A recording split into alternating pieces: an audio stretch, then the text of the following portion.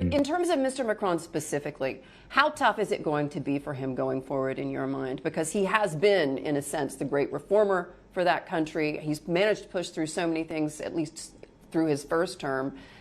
Does this, in your mind, spell the end of his influence politically?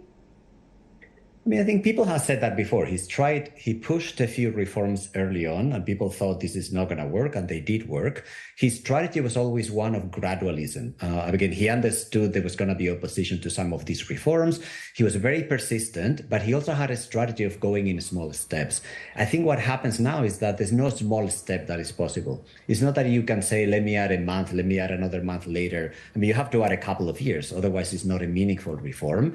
So I think this is going against his usual strategy, and he's going to have to be really good in his leadership skills. And I think he has some of them to try to bring those rational arguments to society and say, look, this is very reasonable from an economic point of view. It's a necessity. It's not just a possibility. It's a necessity. Look what the rest of the world is doing. Again, we're not the only ones doing this. So he's going to have to convey that information. Otherwise, this is not going to work.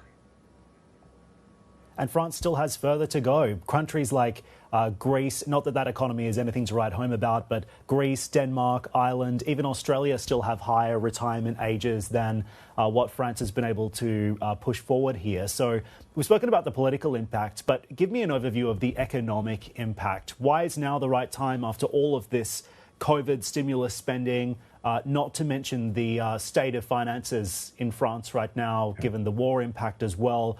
Why push ahead with this now, and what impact will it have economically by raising the retirement age here? I mean, it's not now. France should have done this 10 years ago or maybe even earlier. Now it's the right time, because as you keep postponing, this is becoming a bigger and bigger problem. As societies age, and France is aging like many other societies, I mean, the only way to make the economic model work, to keep our living standards, to have pension systems which are sustainable, is we're going to have to work longer.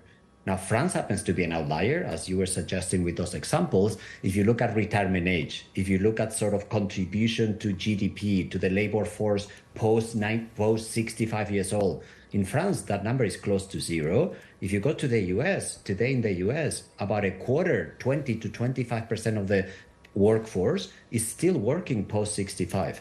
So the gap is just becoming bigger and bigger as we're aging. So France feels that it's either now or never. I mean, we need to implement this reform. Otherwise, the public finances, the living standards are going to suffer.